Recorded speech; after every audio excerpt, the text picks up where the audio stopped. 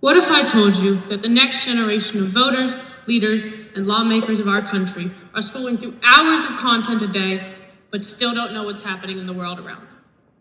Hi, I'm Emery. I care deeply about staying informed, about understanding the world beyond my classroom walls.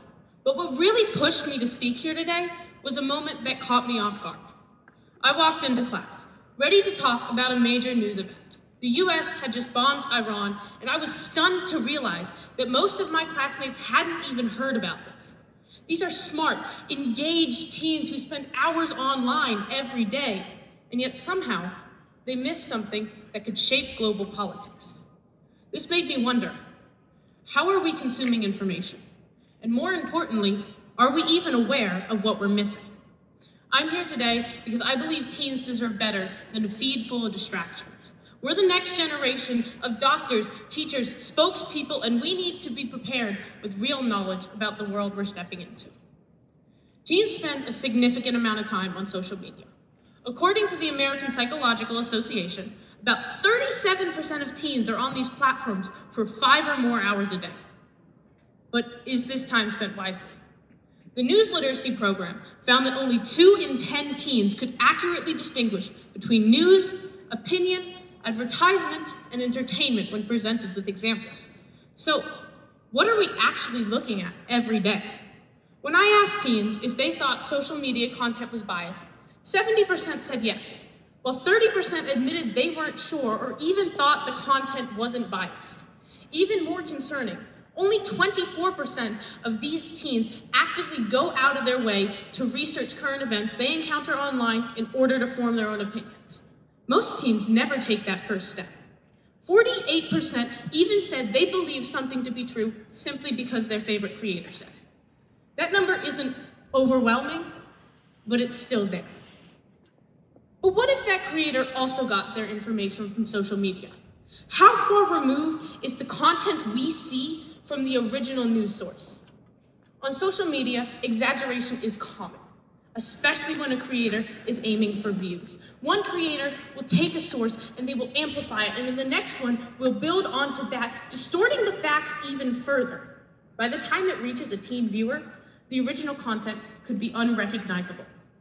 Stagwell Global reports that over 85% of teens get their media from social media. That's a huge number, relying on platforms where misinformation can easily spread. And in my interviews, only about 50% of teens said they regularly use more than one news source, and a shocking 21% said they don't use any traditional news sources at all. Let's try something together. I'm gonna say a few names, and I want you to raise your hand if you've heard of them, okay? Charli D'Amelio, Mr. Beast, Bella Poarch, Addison Rae, Zach King. Now, keep your hand up if you recognize at least 3 of those names. Okay, hands down. Let's try a different set now. Okay, Cory Booker, Marsha Blackburn, Angela Also Brooks, Bill Cassidy, Ted Cruz. Keep your hand up if you recognize at least 3 of those names. Interesting, right? The first 5 were TikTokers, and the second 5 were US senators. And here's the kicker. Angela Also Brooks is one of the US senators from Maryland. Most of us, or not all of us in this room, live in Maryland right now, and she has been in office for over a year. So why did I see more hands for Mr. Beast than for our own senator? Let's take it a step further. Raise your hand if you can name even one policy Angela Also Brooks supports. Not a single person, at least that I can see.